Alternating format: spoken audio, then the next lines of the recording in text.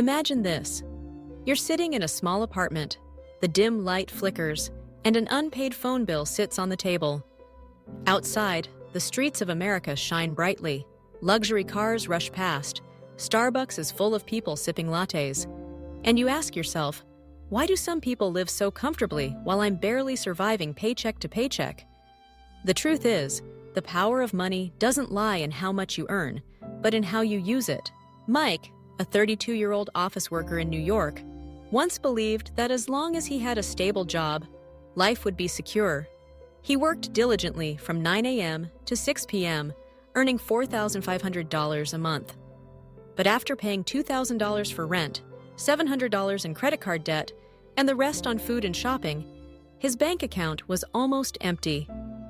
He was trapped in a cycle familiar to millions of Americans. Work, get paid, spend, wait for the next paycheck. He survived, but he wasn't free. One day, his mother in Florida had a stroke. Mike had to fly back immediately. A last-minute plane ticket cost him $600. The hospital bill was over $12,000. Shocked and overwhelmed, he realized he had no savings to fall back on. Everything had to go on his credit card. That night, sitting in the hospital room, he whispered to himself, "The greatest danger isn't not having money, it's not having a plan for money." After that painful wake-up call, Mike started searching for answers. He read Rich Dad Poor Dad by Robert Kiyosaki, The Total Money Makeover by Dave Ramsey, and listened to countless podcasts on investing. He discovered 3 powerful truths. Money is a tool, not the ultimate goal. The wealthy don't just work for money, they make money work for them. Financial freedom doesn't come from a high salary, but from habits and smart investing. Mike built a plan. He set aside 20% of his income for savings and investments, committed to paying down his credit card debt, and looked for a second source of income. He shifted from emotional spending to intentional spending. Instead of swiping his card for a $300 pair of shoes, he asked himself, will this purchase add value to my life in 5 years? He opened an investment account, starting small with $500 a month in an S&P 500 ETF. The money didn't multiply overnight, but every month his account grew. Slowly, he felt the power of money shifting from burden to ally. He also launched a side project, a YouTube channel sharing personal finance tips for young Americans. At first, only a handful of people watched. But after a year, his channel grew to 50,000 subscribers, generating $1,800 a month in ad revenue. Money began flowing from multiple streams. 5 years later, Mike was debt-free.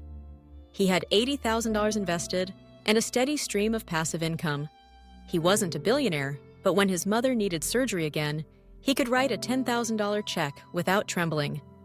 He bought a modest home in the suburbs instead of renting, and more importantly, he had the freedom to choose. Mike realized that the true power of money isn't about luxury cars or fancy vacations. It's about taking care of family when they need you, saying no to a job you hate, pursuing passions without fearing the next bill.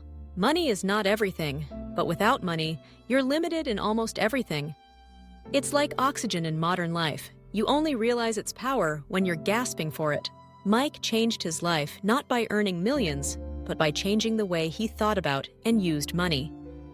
And now the question is for you, the American reading this story. Do you want money to be your burden or your ally? Do you want to live your life working to pay off debt or working to build freedom? Remember, the power of money lies in your hands, not the banks, not your employers, not the governments. If this story speaks to you, share it. Pass it along to someone who needs the reminder.